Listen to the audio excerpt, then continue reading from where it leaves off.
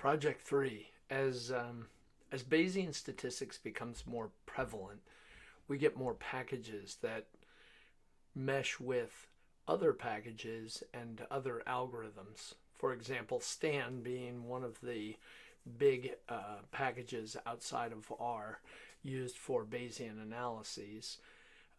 R developers are making packages that interact with them, generate Stan code, run the Stan code, collect the output, and then graph it. And these packages started early on as standalone packages, and now they interface with these other APIs. So in this project, you're going to learn how to use some R packages, and it's a good idea to start with these R packages simply because they make things easier, and you get to see how R is expanding. Early on, you may find that the packages are a little cryptic. It's because they're developed by end users, and they do attend to pretty much the syntax that R and S developers have adhered to, but not always.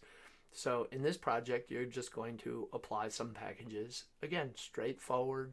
All you're doing is right now you're trying to learn how to use R and trying some of the extensions in R that make Bayesian statistics more accessible.